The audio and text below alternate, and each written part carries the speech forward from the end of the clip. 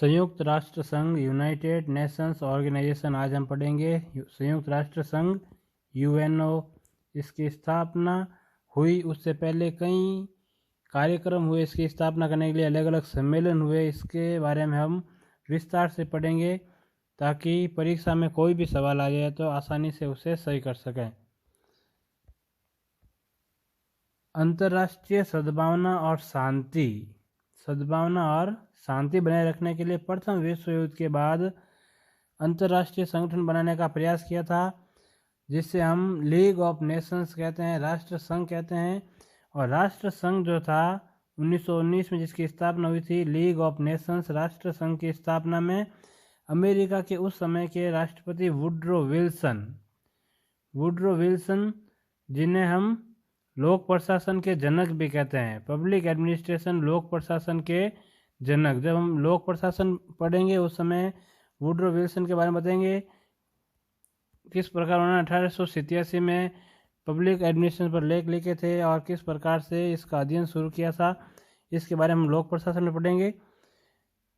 लेकिन ये हमें याद रखना है कि राष्ट्र संघ जो बना था 1919 में, लीग ऑफ नेशंस, उसमें सबसे प्रमुख भूमिका किसने निभाई? तो उसमें राष्ट्रपति वुड्रो विल्सन ने।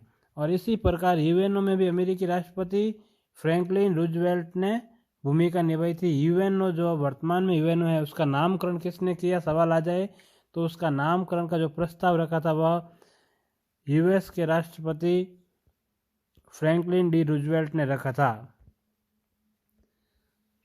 जो लीग ऑफ नेशन था, राष्ट्र संघ था, वो ज़्यादा समय तक कार्य नहीं कर सका और दूसरे विश्व युद्ध में उसकी पोल खुल गई कि ये बिल्कुल असफल हो गया है। द्वितीय विश्व युद्ध के प्रारंभ होने के पश्चात एक ऐसे अंतर्राष्ट्रीय संगठन की आवश्यकता महसूस होने लगी जो विश्व में शांति और सद्भावना बनाए रख सके। इसके लिए विभिन्न देशों के जो उस समय शक्तिशाली देश है, उन देशों के प्रधानमंत्री, राष्ट्रपति मिलने लगे, उनके विदेश मंत्री मिलने लगे और अलग अलग कोशिशें करके यूएनओ की स्थापना की। संयुक्त राष्ट्र संघ 20वीं शताब्दी के दौरान अंतर्राष्ट्रीय संगठन स्थापित करने का दूसरा सबसे बड़ा कदम था। संयुक्त राष्ट्र संघ यूएनओ कितना बड़ा कदम था? दूसरा था। इससे पहले राष्ट्र संघ पहला कदम था और दूसरा कदम था यूएनओ, संयुक्त राष्ट्र संघ। संयुक्त राष्ट्र संघ की स्थापना कई चरणों से गुजरकर हुई है, जिसमें सबसे पहले चरण की बात करें तो वह था अटलांटिक चार्टर।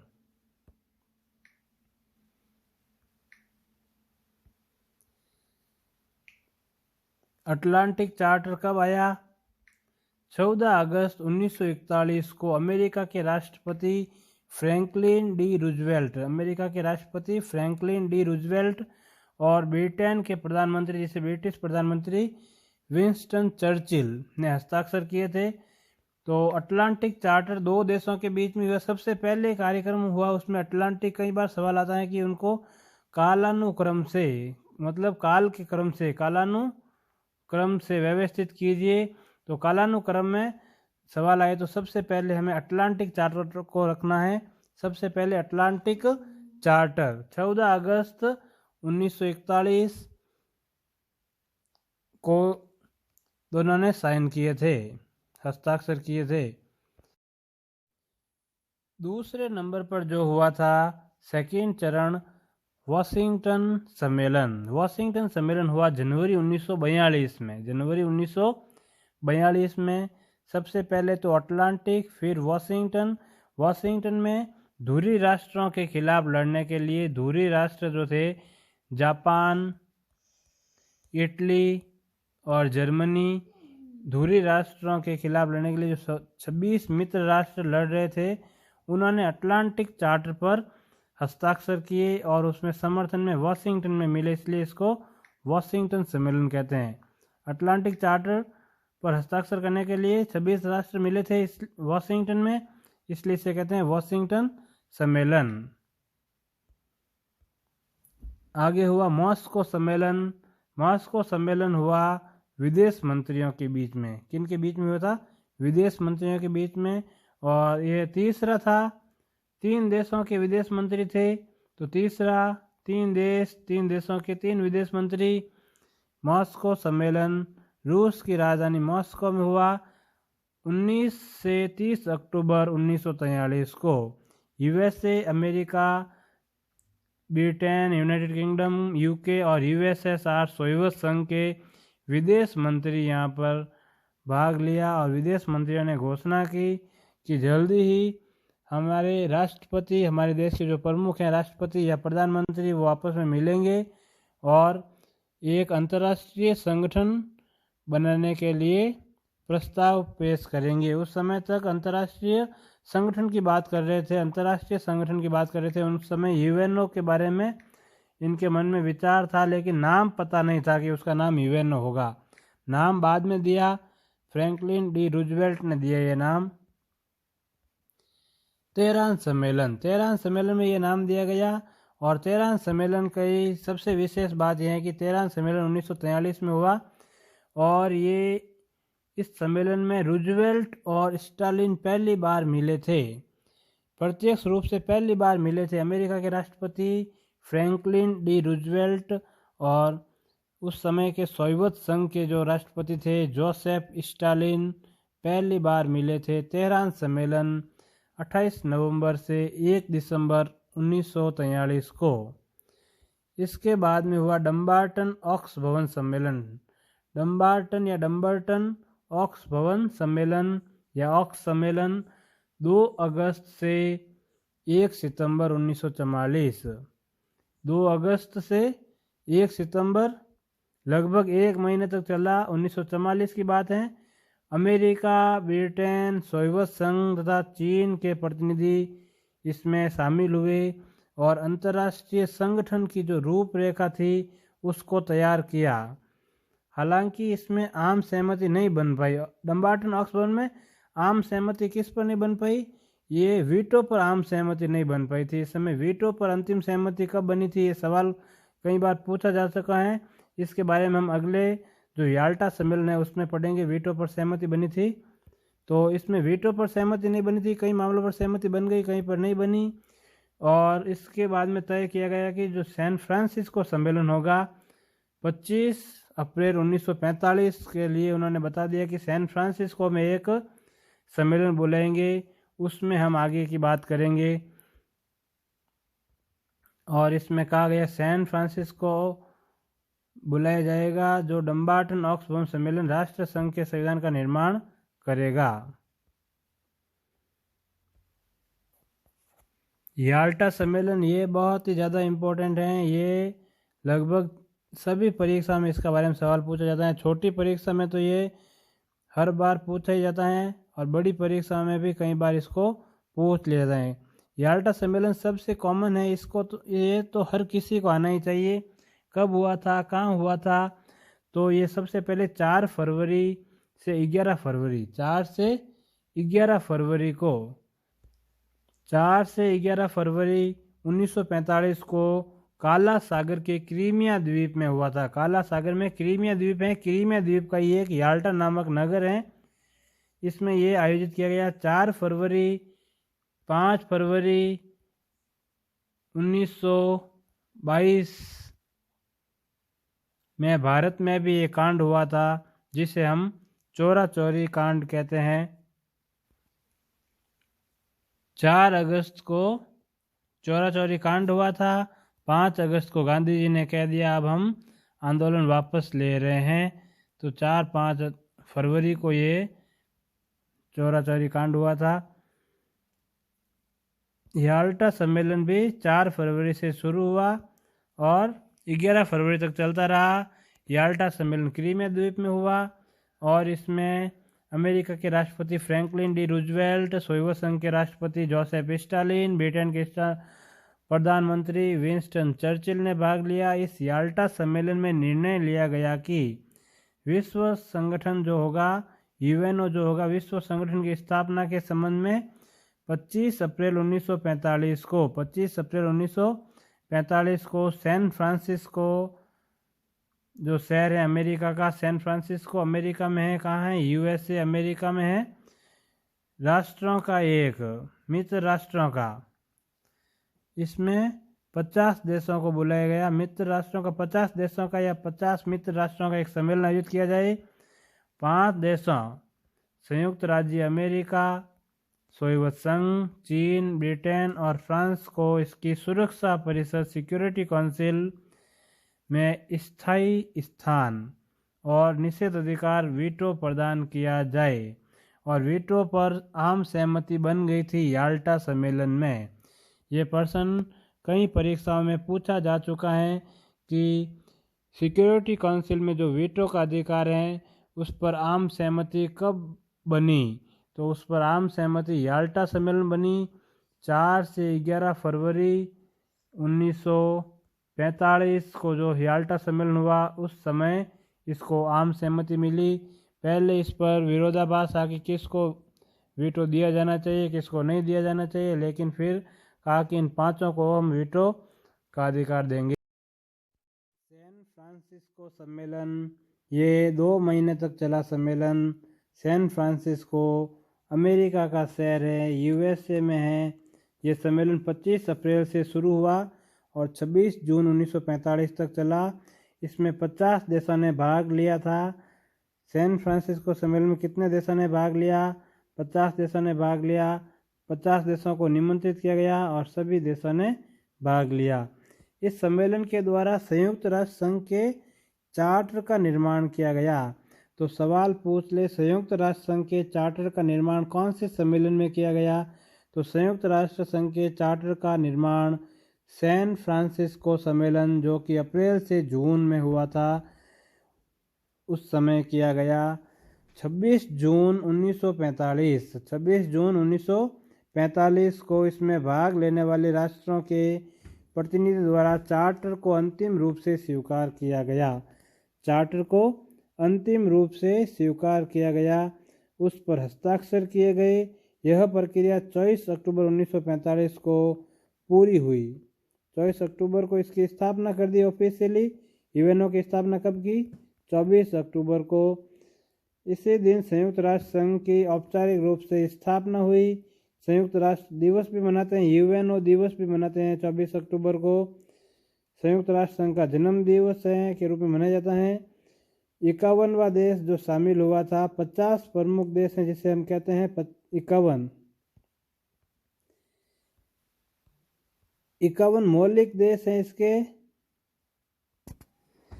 51 मूल सदस्य जो हैं, 51 मूल सदस्य कहलाते हैं। कितने सदस्य हैं? मूल 51, जिसमें 51वां है। 50 को तो उस समय निमंत्रित दे दिया था, 50 शामिल हो गए थे। 51वां है हमारा पोलैंड। 51वां पोलैंड है, जिसने 15 अक्टूबर, पोलैंड ने 15 अक्टूबर 1945 को हस्ताक्षर किए। पोलैंड ने हस्ताक्षर कब किए? 15 अक्टूबर 1945 को। 15 अक्टूबर 1945। भारत भी मूल सदस्य हैं। भारत कैसा सदस्य है? भारत मूल सदस्य हैं, लेकिन भारत ने साइन बाद में किए थे। हस्ताक्षर भारत ने 30 अक्टूबर 1945 को किए थे। भारत ने, याद रखना, 24 अक्टूबर को इसकी स्थापना हुई थी। इसके 6 दिन बाद में भारत ने साइन किए, हस्ताक्षर किए। तो भारत भी मूल सदस्य हैं, लेकिन हस्ताक्षर कब किए? 23 अक्टूबर 1945 को। संयुक्त राष्ट्र संघ का चार्टर, संयुक्त राष्ट्र संघ का एक चार्टर है जिसमें 19 अध्याय हैं, 111 अनुच्छेद हैं, 10,000 से ज़्यादा शब्द हैं। ये हमें याद रखने हैं। उसकी उद्देशिका भी हैं। सवाल आ जाए कि संयुक्त राष्ट्र संघ की निम्न में से कौन सा संबंध में सही है या गलत है, उसकी उद्देशिका है, तो उद्देशिका है, ये बात सही करनी है। संयुक्त राष्ट्र संघ के चार्टर की एक उद्देशिका है, और उद्देशिका में ये बात लिखा गया है कि हम संयुक्त राष्ट्र संघ के लोग हैं, ये करेंगे, वो करेंगे। युद्ध की विभीषिका यानी अग्नि, युद्ध की आग जो है होती है, विभीषिका होती है, उससे हम बचाएंगे लोगों को। और ये समान अधिकारों की बात करते हैं, स्त्री पुरुष तथा समान मूल्यों की बात करते हैं। इस प्रकार ये इसकी उद्देशिका है, जिसके बारे में कम ही प्रश्न पूछते हैं। बस इतना याद रखना, एक उद्देशिका उसकी होती है। संयुक्त राष्ट्र संघ के चार्टर में 19 अध्याय हैं। कितने अध्याय हैं? 19 अध्याय, 111 अनुच्छेद या 111 धाराएं, जो आर्टिकल्स होते हैं। आर्टिकल्स जो हैं कितने हैं? 111 अनुच्छेद, 111 धाराएं तथा लगभग 10,000 शब्द, लगभग 10,000 शब्द हैं। संयुक्त राष्ट्र संघ के उद्देश्य क्या हैं? संयुक्त राष्ट्र संघ के कुछ उद्देश्य हैं। इसके बारे में जो संयुक्त राष्ट्र संघ का चार्टर है, चार्टर के अनुच्छेद 1 में 4 उद्देश्य बताए गए हैं। संयुक्त राष्ट्र संघ के जो चार्टर हैं, संयुक्त राष्ट्र संघ के चार्टर के अनुच्छेद 1 में, पहला अनुच्छेद में ही 4 उद्देश्य बताए गए हैं। उद्देश्य कितने हैं? 4 उद्देश्य। पहला उद्देश्य है अंतर्राष्ट्रीय शांति और सुरक्षा को बनाए रखना। अंतर्राष्ट्रीय शांति और सुरक्षा को बनाए रखना। इसके लिए प्रभावपूर्ण सामूहिक प्रयत्नों द्वारा, एक तो पहले से बनाए रखना है, दूसरी बात सामूहिक कार्यक्रम करने हैं, सामूहिक प्रभावपूर्ण और सामूहिक प्रयत्न करने हैं ताकि शांति के जो संकट हैं उन संकटों को रोका जा सके। संकट को रोकना, समाप्त करना, आक्रमण की या शांति भंग की कोई अन्य चेष्टा होती हैं उसको भी दबाना है। न्यास एवं अंतर्राष्ट्रीय जो कानून हैं उनके अनुसार शांतिपूर्ण साधनों द्वारा अंतर्राष्ट्रीय विवादों या स्थितियों को सुलझाना या उनका निपटारा करना जिनसे शांति भंग होने की आशंका हो, जिनसे शांति भंग होने की आशंका, उसका पहला बड़ी मोटी मोटी बात यही है कि पहला उद्देश्य है शांति और सुरक्षा की रक्षा करना या उसको बनाए रखना। अंतर्राष्ट्रीय जो शांति है और जो सुरक्षा है उसको बनाए रखना। दूसरा जो इसका उद्देश्य है लोगों के समान अधिकार, लोगों के समान अधिकार और आत्मनिर्णय का जो सिद्धांत है उसके प्रति सम्मान के आधार पर राष्ट्रों के बीच मित्रतापूर्ण संबंधों का विकास करना तथा विश्व शांति को सुरक्षित रखने के लिए अन्य उपयुक्त साधनों को अपनाना। तीसरा इसका जो उद्देश्य है विश्व की आर्थिक, सामाजिक, सांस्कृतिक या मानवतावादी समस्याओं के समाधान हेतु क्या करना है? समाधान हेतु कोई भी प्रकार के जातिवाद या किसी भाषा, लिंग, धर्म का भेदभाव नहीं करना है। भेदभाव किए बिना सबके लिए मानव अधिकारों और मौलिक स्वतंत्रताओं के प्रति सम्मान को बढ़ावा देना और प्रोत्साहन हेतु अंतर्राष्ट्रीय सहयोग प्राप्त करना तथा चौथा उद्देश्य है इन सामान्य उद्देश्यों की प्राप्ति हेतु, जो ये सामान्य उद्देश्य हैं तीनों ही, इनकी प्राप्ति हेतु जो राष्ट्र हैं, संयुक्त राष्ट्र संघ के जो यूएनओ के जो राष्ट्र हैं के कार्यों में सामंजस्य लाने के लिए केंद्र बनाना। तो 4 उद्देश्य हैं। अनुच्छेद 1 उद्देश्य कितने हैं? 4 उद्देश्य कौन से अनुच्छेद में है? पहले अनुच्छेद में। कितने अनुच्छेद है? 1 अनुच्छेद है। उद्देश्य कितने हैं? 4 उद्देश्य हैं। फिर है संयुक्त राष्ट्र संघ के सिद्धांत। संयुक्त राष्ट्र संघ के सिद्धांत हैं अनुच्छेद 2 में। अनुच्छेद 1 में है हमारे उद्देश्य और 2 में है सिद्धांत। कितने सिद्धांत है? तो 7 सिद्धांत हैं। 7 सिद्धांत हैं। पहले अनुच्छेद में जो उल्लेखित उद्देश्य हैं उनकी प्राप्ति के लिए यूएनओ जो है, संयुक्त राष्ट्र संघ है, संगठन है और उसके जो सदस्य राष्ट्र हैं को निम्नलिखित सिद्धांतों के अनुसार कार्य करना होता है। क्या सिद्धांत है? पहला सिद्धांत है इस संगठन मतलब संयुक्त राष्ट्र जो संगठन है का आधार इसके सब सदस्यों की प्रभुसत्तापूर्ण समानता का सिद्धांत है। सबसे पहला सिद्धांत कैसा है? समानता का सिद्धांत, प्रभुसत्तापूर्ण समानता का सिद्धांत। ये समानता के सिद्धांत पर कार्य करता है क्योंकि यहाँ पर जो महासभा होती है, महासभा में 193 सदस्य होते हैं और हर देश को यहाँ पर समान प्रतिनिधित्व दिया गया है। हर देश का एक वोट होता है। या इसमें केवल सुरक्षा परिषद है, वहाँ पर समानता नहीं है क्योंकि वहाँ पर वीटो की शक्ति केवल 5 सदस्यों को दी गई है। लेकिन महासभा में इनको पूर्ण समानता है, प्रभुसत्तापूर्ण समानता है। सभी सदस्य उन दायित्वों को निष्ठापूर्वक निभाएंगे। जो दायित्व बताए गए हैं पहले, उनको निष्ठापूर्वक निभाएंगे जिन्हें उन्होंने वर्तमान चार्टर के अनुसार अपने ऊपर लिया है। जो दायित्व उन्होंने वर्तमान चार्टर के अनुसार अपने ऊपर लिया है, उनको निष्ठापूर्वक निभाएंगे, जिसके फलस्वरूप सभी को इसकी सदस्यता के कारण अधिकार और लाभ निश्चित रूप से प्राप्त हो सके। अगला सिद्धांत है, सभी सदस्य अपने अंतर्राष्ट्रीय विवादों का शांतिपूर्ण साधनों द्वारा इस प्रकार निपटारा करेंगे कि विश्व की शांति और सुरक्षा तथा न्याय खतरे में न पड़े। यदि कहीं भी अंतर्राष्ट्रीय विवादों की बात आ जाए, दो देशों के बीच में विवाद या दो से अधिक देशों के बीच में विवाद हो सकता है, उनके लिए शांतिपूर्ण साधनों के द्वारा उनका निपटारा करना है। अगला सिद्धांत है, सभी सदस्य अपने अंतर्राष्ट्रीय संबंधों में किसी राज्य की प्रादेशिक अखंडता या राजनीतिक स्वाधीनता के विरुद्ध बल की धमकी नहीं देंगे या इसका प्रयोग नहीं करेंगे या कोई ऐसा कार्य नहीं करेंगे जो संयुक्त राष्ट्र संघ के उद्देश्यों के असंगत हो।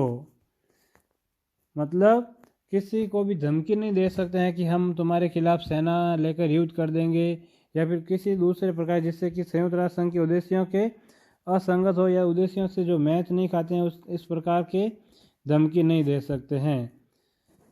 सभी सदस्य संयुक्त राष्ट्र संघ को किसी भी कार्य में प्रत्येक प्रकार की सहायता देंगे। जो राष्ट्र होंगे प्रत्येक प्रकार के कार्य, कई बार सैनिक कार्यवाही होती हैं तो सैनिक भी, जो सेना की कार्रवाई होती है सैन्य कार्रवाई, उसमें सेना भी देनी पड़ सकती है, सैनिक भी देने पड़ सकते हैं, आर्थिक सहयोग भी करना पड़ता है। यूएनओ का जो सदस्य बना रहने के लिए एक निश्चित शुल्क होती है, वो शुल्क भी देनी पड़ती है, इससे उसकी आर्थिक सहायता होती है। तो यूएनओ के जो कार्य हैं उनको सहायता देंगे जो वर्तमान चार्टर के अनुसार हो, और उस राज्य को सहायता नहीं देंगे जिसके विरुद्ध संयुक्त राष्ट्र निवारण या परिवर्तन संबंधी कार्यवाही कर रहा हो। कोई भी देश है जैसे किसी पर आक्रमण कर रहा है या फिर किसी अपनी मनमानी कर रहा है, तो यदि यूएन उस पर कुछ प्रतिबंध लगा दे तो उस प्रतिबंधित राष्ट्र को यूएनओ का जो सदस्य राष्ट्र होगा वो उसकी सहायता नहीं करेगा। यह संगठन यानी संयुक्त राष्ट्र जो संगठन है, यूएनओ जो है, सुनिश्चित करेगा कि जो राज्य जो संयुक्त राष्ट्र के सदस्य नहीं हैं, वे भी अंतर्राष्ट्रीय शांति और सुरक्षा बने रखने के लिए जहां तक आवश्यक हो इन सिद्धांतों के अनुसार कार्य करें। आज वर्तमान में यूएनओ के 193 देश है।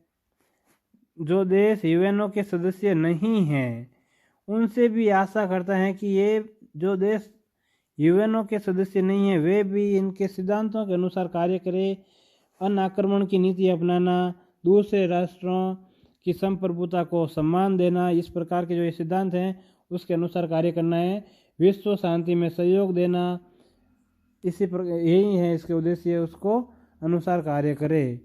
वर्तमान चार्टर में जो कुछ कहा गया है उससे संयुक्त राष्ट्र को ऐसे मामलों में हस्तक्षेप करने का अधिकार नहीं होगा जो अनिवार्य रूप से किसी राज्य के देशीय अधिकार क्षेत्र के अंतर्गत हो। मतलब जो आंतरिक मामले जो होते हैं, जिस प्रकार हम भारत कहते हैं कि कश्मीर का मामला भारत का आंतरिक मामला है, तो जो आंतरिक देशीय अधिकार के क्षेत्र में होते हैं जिसे हम आंतरिक मामला कहते हैं, उसमें यूएनओ को दखल देने का कोई अधिकार नहीं है और न ही सदस्यों के लिए आवश्यक होगा कि वे ऐसे मामले को वर्तमान चार्टर के अधीन निपटारे के लिए रखें। यदि किसी देश में अपनी कोई आंतरिक अव्यवस्था है तो उसके लिए यूएनओ में जाने के लिए उसको अधिकार नहीं है।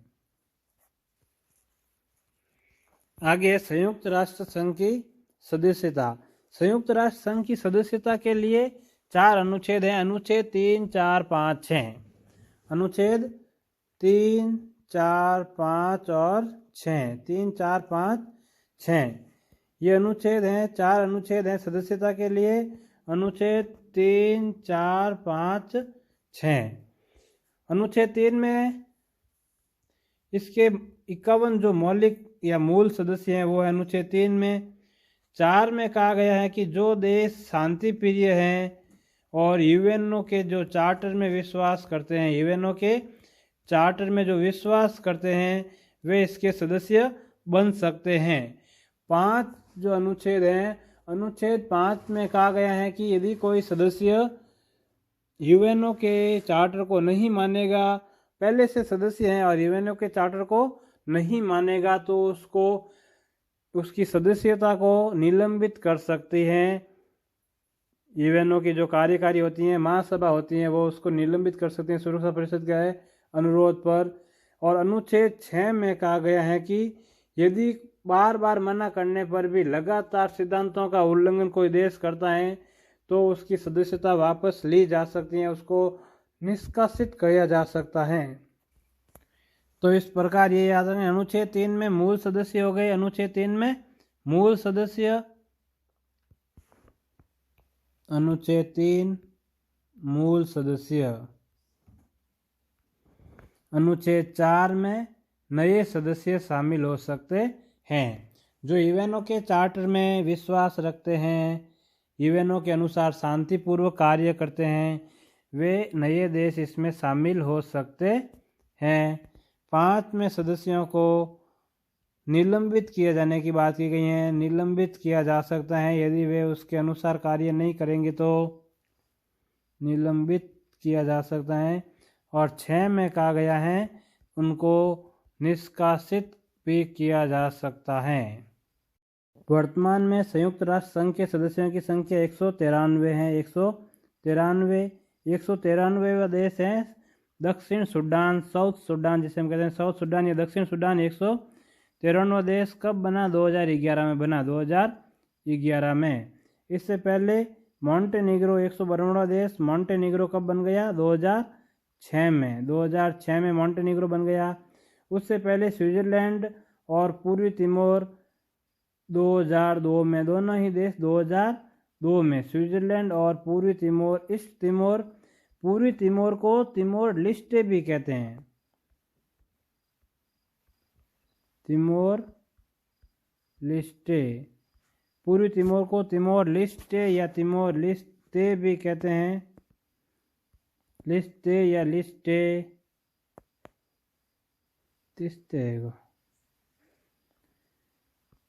Timor लिस्टे, Timor लिस्टे। तो इस प्रकार ये अंतिम 4 सदस्य हैं। कई बार अंतिम 4 सदस्य पूछ लेते हैं क्रम से बताइए। तो सबसे पहले 4 में सबसे पहले यदि बात करें हम 190 से, 190, 191, 192 और 193। तो 90 में हमारा स्विट्जरलैंड, फिर है ईस्ट तिमोर या पूर्वी तिमोर जिसे तिमोर लिस्टे भी कहते हैं, पूर्वी तिमोर। 192वां मॉन्टेनिग्रो और ये है दक्षिण सूडान। MS धोनी जो है, MS धोनी क्या करते हैं? MS धोनी स्टंप आउट कर देते हैं। स्टंप आउट कौन करते हैं? स्टंप आउट MS धोनी करते हैं। स्टंप आउट से हो गया ये हमारा स्विट्जरलैंड, तिमोर, मॉन्टेनिग्रो और ये साउथ सूडान, दक्षिण सूडान हो गया।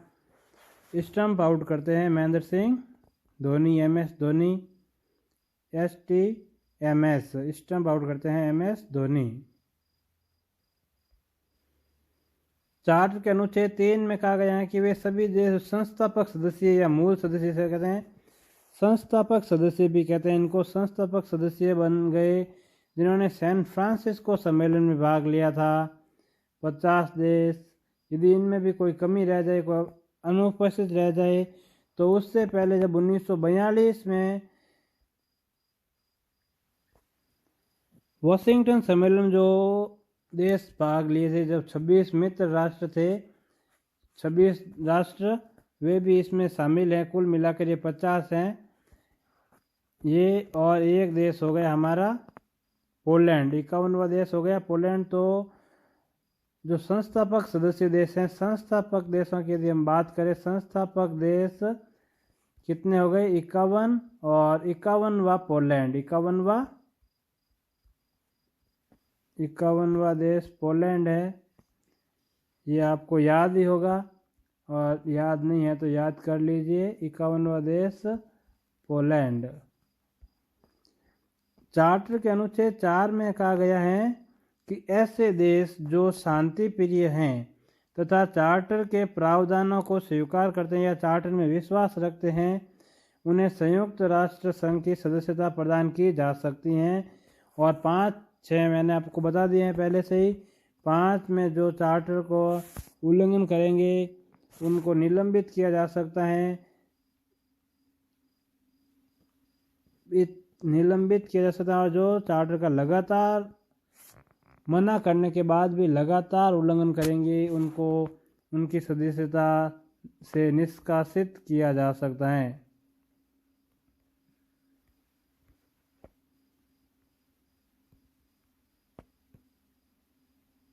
निष्कासित किया जा सकता है। संयुक्त राष्ट्र संघ की सदस्यता का राजनीतिकरण भी हुआ। कई प्रकार, जो शीत युद्ध चल रहा था उस समय, कई देशों की सदस्यता मिलनी चाहिए थी लेकिन उनको सदस्यता नहीं मिल पाई। जिस प्रकार आसियान के कई देश हैं, म्यांमार है, लाओस है, कंबोडिया है, उनको भी सदस्यता शीत युद्ध समाप्त होने के बाद मिली थी। उसके बाद हम जब आसियान पढ़ेंगे उस समय करेंगे, लेकिन इसमें हम चीन की बात करेंगे, किस प्रकार चीन की सदस्यता इससे प्रभावित हुई थी। चार्टर में यह प्रावधान या यह व्यवस्था की गई थी कि हर शांति प्रिय देश इस संगठन की सदस्यता प्राप्त कर सकता है। परंतु संयुक्त राज्य अमेरिका और जो सोवियत संघ है उनके बीच जो शीत युद्ध हुआ था ने संयुक्त राष्ट्र संघ की सदस्यता का राजनीतिकरण कर दिया। इसका एक उदाहरण है साम्यवादी चीन। चीन जो है वर्तमान में, जिसे हम चीन कहते हैं, People's Republic of China, People's Republic of China PRC।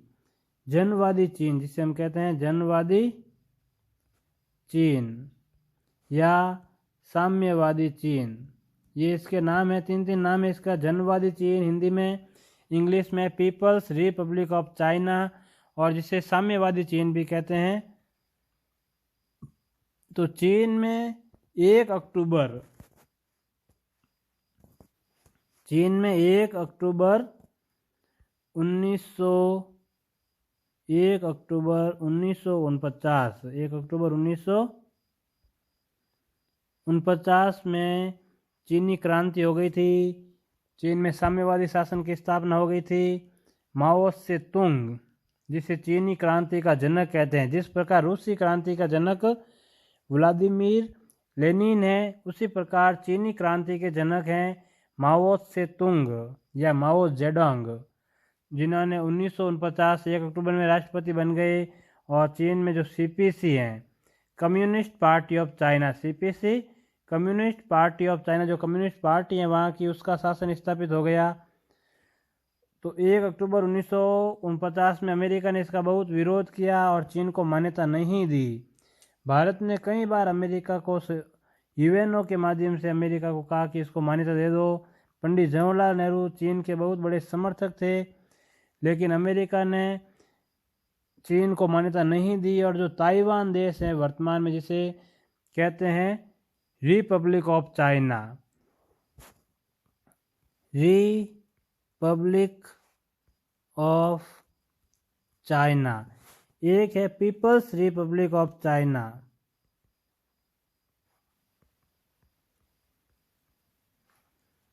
Peoples Republic of China, ये रिपब्लिक ऑफ चाइना है, ये है ताइवान। इसी को ही अमेरिका वास्तविक चीन मानता था 1971 तक, इसी को ही वास्तविक चीन मानता था। और साम्यवादी चीन जो है, कम्युनिस्ट चीन या पीपल्स रिपब्लिक ऑफ चाइना, वर्तमान का जो चीन है, उसको मान्यता नहीं दी। 1971 तक सिक्योरिटी काउंसिल और महासभा में जो 193 देश हैं वर्तमान में, उस समय अलग देश थे। 1971 तक रिपब्लिक ऑफ चाइना को ही सदस्यता दी गई। बाद में 1971 में रिपब्लिक ऑफ चाइना को सिक्योरिटी काउंसिल की सदस्यता से वंचित करके सिक्योरिटी काउंसिल से बाहर निकाल दिया और उसकी जगह पीपल्स रिपब्लिक ऑफ चाइना को इसमें शामिल कर लिया। फिर बाद में रिपब्लिक ऑफ चाइना को यूएनओ की सदस्यता से ही निष्कासित कर दिया। अब ये वर्तमान में यूएनओ का सदस्य नहीं है। तो इस प्रकार ये चीन की जो पूरी सदस्यता का राजनीतिकरण हुआ था, इस प्रकार है। पैकेज डील हुई थी एक यूएनओ के में हुई थी पैकेज डील। ये डील यूएनओ में इसलिए हुई थी ताकि कई देशों को, जो समय के 16 देश थे, कितने देश थे, 16 देशों को सदस्यता दी जा सके, वरना ये पैकेज डील नहीं होती तो ये 16 देश भी सदस्य नहीं बनते। ये 1955 में इसको सदस्यता दी गई, 1955 में दी गई 16 देशों को सदस्यता पैकेज डील के द्वारा। सवाल आ जाए पैकेज डील किससे संबंधित हैं? यूएनओ दे दे सवाल में, यूएनओ या आसियान या फिर दे दे सार्क, दे दे कुछ भी दे सकते हैं, अफ्रीकन यूनियन या यूरोपियन यूनियन। तो पैकेज डील यूएनओ से संबंधित हैं, पैकेज डील यूएनओ से संबंधित हैं। और ज़्यादा डीपली सवाल पूछ ले तो इसमें जो राष्ट्र थे 16 देश थे, जिनमें 4 देश पूंजीवादी थे, 4 साम्यवादी थे और 8 जो थे गुटनिरपेक्ष देश थे, इनको सदस्यता दी गई। 1955 में हुई। पैकेज डील कब संपन्न हुई? तो 1955 में। इस प्रकार आज का ये वीडियो हमारा पूरा होता है। यदि आपको ये वीडियो अच्छा लगा और इस प्रकार के और वीडियो देखना चाहते हो तो वीडियो को प्लीज़ लाइक कीजिए, चैनल को सब्सक्राइब कीजिए। चैनल को सब्सक्राइब करके एक बार आप 1000 से प्लस करवा दीजिए तो बहुत ही हमारे लिए अच्छा होगा और विद्यार्थियों के लिए भी अच्छा होगा।